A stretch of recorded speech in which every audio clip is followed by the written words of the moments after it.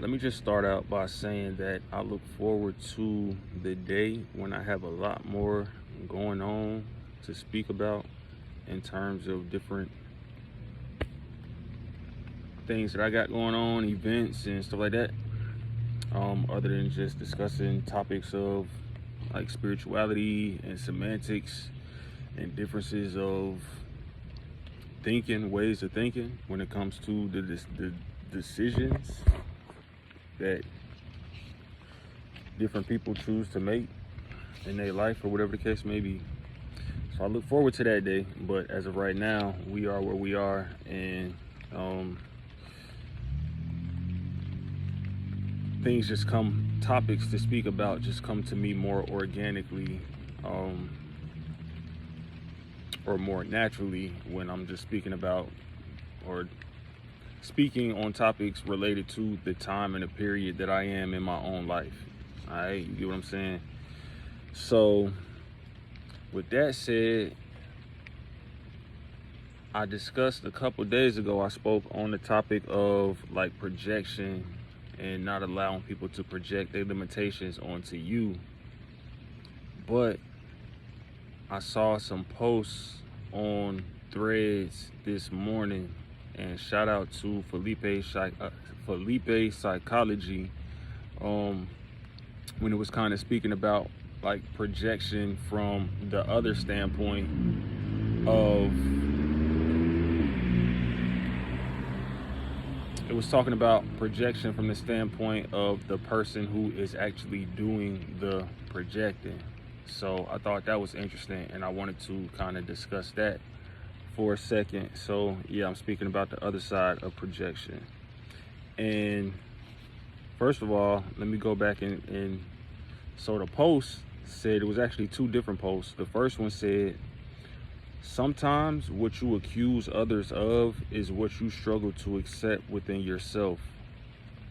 Projection is the mind's way of releasing inner tension outward. And basically the only way to heal that is to look inward. Like, you can't heal projecting your like internal struggles and battles or whatever the case may be. The way to heal that is not to project those feelings and inadequacies onto other people. The way to heal that is to look inside yourself and attack the root of the issue. It didn't say all that. I added that last part on. And then another post said that projection is often a reflection of what a person hasn't yet faced within themselves. So, yes, I wanted to speak a little bit on that. And this might be a controversial take.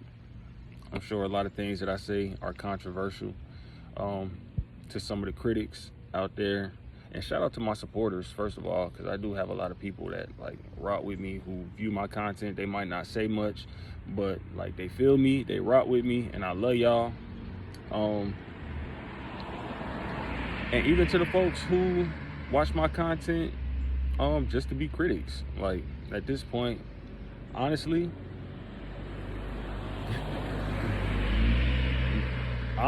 like, that may be some form of projection in and of itself too. That's why I say it's important not to like, it's important to pray for people, man, because you never know like the internal struggles and battles that different folks deal with and face. Like, somebody might be aggressive or judgmental towards you or whatever the case may be, and you look at that and you feel like that person is, I don't know, like, you just look at the outside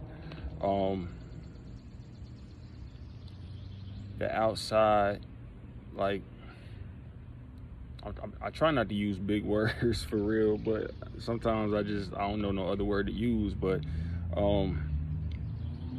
try not to use too many big words. But it's like, you look at the outer manifestation of that person being judgmental, or that person like feeling like that person is attacking you or whatever the case may be. But that person may really just be dealing with some internal battles that like they haven't confronted within themselves. You get what I'm saying? That's why it's important to pray for people rather than like look for reasons to get into confrontation with people and start getting defensive and want to go back and forth like with people that disagree with you and stuff like that.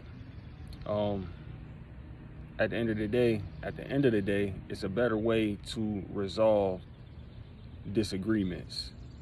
So yeah, a lot of times, a lot of people just need prayer for real. Like, bro, I hope you heal. Like,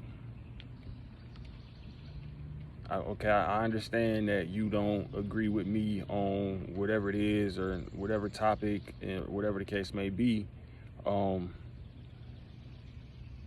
I know within myself that what I'm speaking is facts, and the things that I'm saying are not intentionally, or I'm not saying anything intentionally to offend anybody. So if somebody listens to or I'm trying to speak from a general perspective, but I kind of just got into like me speaking to like my critics or whatever the case may be. But going back to a general way of saying this, if people disagree with you or whatever the case may be, or they get offended and you don't mean to offend them, like you just like speaking facts or whatever the case may be, or speaking your truth, put it like that, then that may just be them struggling internally. Like, if you get offended rather than an open mind to consider different perspectives or whatever the case may be, if you feel hit instead, you get what I'm saying? Like, then that may just be something that you need to look like internally about. That may be something that they need to look internally about. You get what I'm saying? So a lot of folks, a lot of times, just need prayer for real. And I do hope, I hope you heal. You feel me?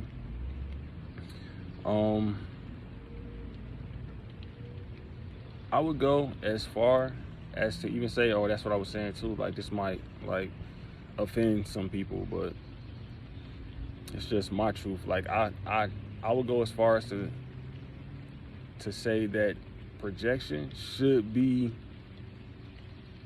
categorized as like a mental illness, for real.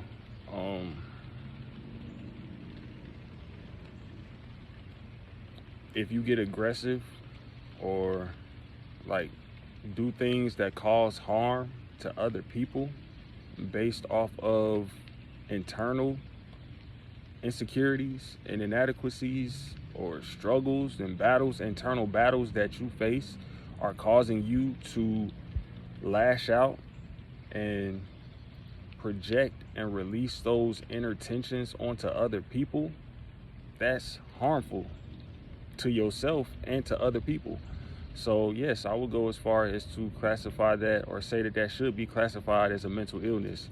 And to the critics who, and this is me forecasting what some of my critics might say, whether that turned out to be the case or not.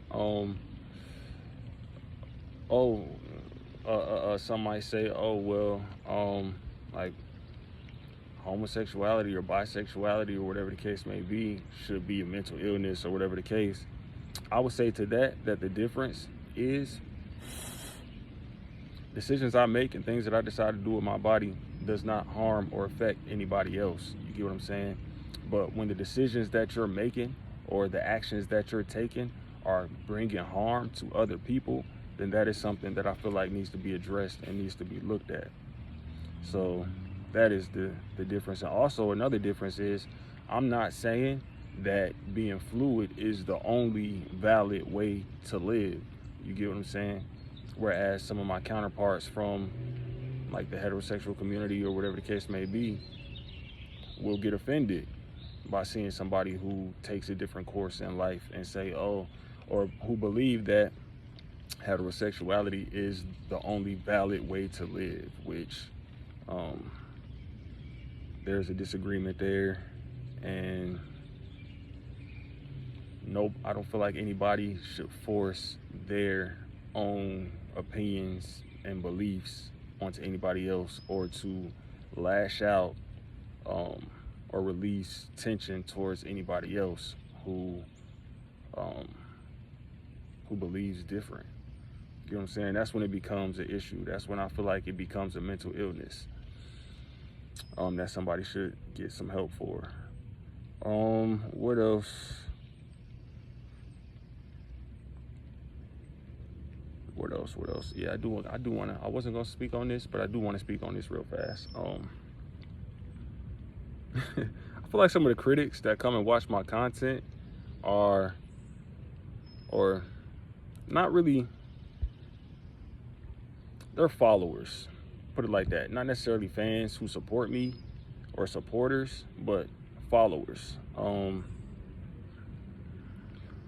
And regardless, like, if they agree with what I'm saying or whatever the case may be, they come back because they're intrigued. At the very least, like, you got to be able to admit that you are intrigued by what I speak on, and by me, quite frankly. People are intrigued. So a lot of times, the people who are intrigued and kind of like almost like supporters in denial, like, and this, I'm not trying to offend nobody, like, it's just really like what it is or how I see it, or whatever the case may be. Like, so if you continue to come back and watch my content, then like, that's views. I'm getting views, and that's translating into like interest, and translate into dollars. It's adding to the algorithm and all of that. So I appreciate it. You feel me? So it's supporting from that perspective. But also, you come back to critique my videos or whatever the case may be, or to be a critic because you're intrigued, and clearly you find something about me interesting. You get what I'm saying? So rather than come to view my content with like automatically, like, with hostility, like, towards me, or like whatever the case may be, because some people need a reason to have to come back, because they can't, like, if you can't stop coming back and viewing something or watching something, then you need a reason. Like, people need a reason to justify why they keep coming back to like watch it, see what I'm saying and stuff like that. So they use hostility as the reason. Like, let me come see what it's like with so and so, what I disagree with today, or whatever the case may be. You get what I'm saying? Like, it's a lot easier to justify why you keep coming back to watch somebody if you say I'm coming back because I don't rock with this person, or whatever the case may be, as opposed to saying that you, like, admitting that you are intrigued, like, you can't turn away. You get what I'm saying? Like, I keep coming back because I can't stop watching this dude. You get what I'm saying? Like, so rather than look at it as, oh, like, I'm kind of like, I don't rock with bruh, like, I'm like and just coming to view my content with hostility, look internally inside yourself, and like, find peace in the fact that you find me at the very least intriguing. And whether you come to my content to critique my viewpoints or whatever the case, like, or to disagree or whatever it may be, at least like be able to admit, instead of coming to view my content from a point of hostility, that you are at least just coming to view my content because you're intrigued.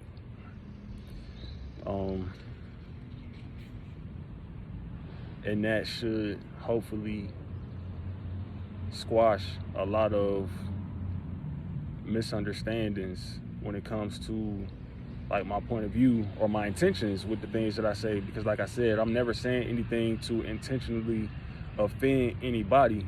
You know what I'm saying? But if you come to my content with hostility, looking to be offended, then that's going to add to a lot of like disagreement and misunderstanding. And last but not least, finally, I just want to say, I say this all the time, that one of the hardest parts of like the spiritual awakening experience where I am in my life today is enduring to the end and just hanging on and holding on. But I don't always go, or at least I don't think I do, always go into detail, or when new things come up like that make me realize like, bro, this is so damn hard, bro. Enduring to the end and just like being patient and growing faith, because that's what ultimately that's what it is. That's what it's all about. Why God makes you wait so long before stepping into your blessing, especially particularly me. Like my spiritual awakening experience is like uniquely difficult or uniquely hard because God has a unique position like for me once he elevates me into my purpose. You get what I'm saying? Like I'm not just like a regular like person who just like coming up who has an opportunity to like be somebody or become successful or just do this like hobby or whatever the case may be. Like God is literally elevating me to a significant like appointment in this world. You get what I'm saying? So my preparation season has been a lot longer. It's been a lot harder. It's been a lot like more like fought against by other people who don't want to see me rise that high. Like, so it's been a lot of spiritual warfare involved and a lot of like, I don't know, folks like literally paying and doing everything they can to try to like delay me and hold me back in hopes that me waiting on God, or me in hopes of me losing faith in God and deciding to go the other way. You get what I'm saying? Because if you go that other way, they got you. But it's all about, through all the trials, through all the tests, through all the setbacks, through everything that you're going through, is your faith gonna hold? Are you gonna lose faith in God, in your God, or are you gonna continue to believe and continue to endure and persevere and weather the storm? So I would say that some of the challenges in the awakening experience that you have to endure through are people. Hold on, let me find a spot. Okay, are keeping your faith through people talking, through continuing to speak about God and talk about all the things that God is doing in your life when other people, when you can see it, because you in relationship with God. That's what your spiritual awakening is about, getting into a relationship with God and learning how to trust and have faith in God. So you on the inside with the relationship to God, God speaks to you and you understand like, yeah, God ain't going nowhere. But somebody from the outside looking in might say, oh, well, bro, it's another month. Here we go. It's another year, bro. Still talking about the same thing. You see what I'm saying? So people will talk. But you gotta stay faithful, stay steadfast. Know that, okay, even in God's silence don't mean he not present. He walking with you the entire way. So that's one of the hardest things, like keeping your faith through people talking, through people doubting, through people saying like ain't nothing happening when you know it's a whole lot happening. You feel me? And also, let me see where at. Seeing other people winning,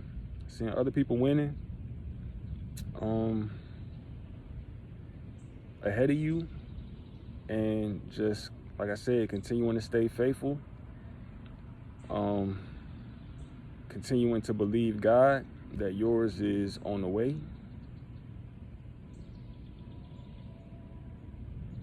Yeah, continuing to believe God that yours is on the way. Like throughout this experience, man, it's gonna be so many opportunities to say, you know what, God, F you, bruh, I'm done with this.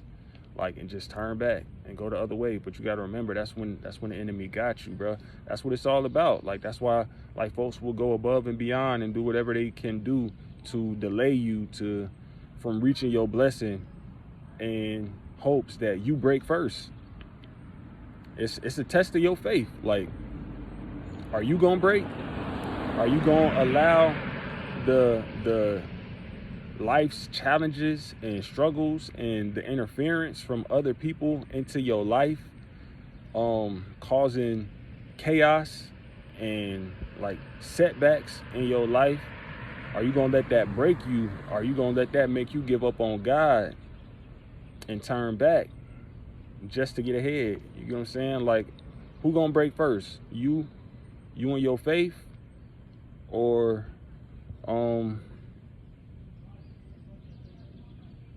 the enemy, or the folks coming against you, trying to get you to give up? Who gonna break first? Can you outlast everything that's coming against you? Can you outlast all the spiritual warfare and keep your faith strong and keep believing when you see everybody else around you getting promoted and stepping into their opportunities and coming up, basically? And like, your job right now is to continue building your relationship with God and continue to learn faith in God. When everybody around you saying, oh, bro, ain't got nothing going on, like, oh, you ain't got nothing, like, what you, like, you going crazy, like, bro, like, losing his mind. Like, all this time he's still talking about God, he's still talking about this, still talking about that, and ain't nothing happened. Like, can't nobody see nothing. Like, can you hold on? Can you keep your faith through all of that? Or will you turn back and give up and sell your soul? Ultimately, because that's what it's all about. Like, faith and, let's see this last thing, faith and obedience through all of it. That's what grants you your freedom. Your faith and your obedience through every trial, every struggle, every underestimation, everything.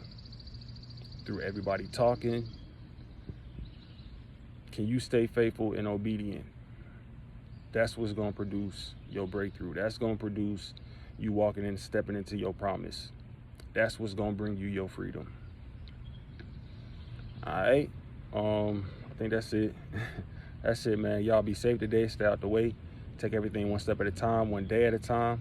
Focus on finding yourself and finding your purpose. I love you, King V, H&R.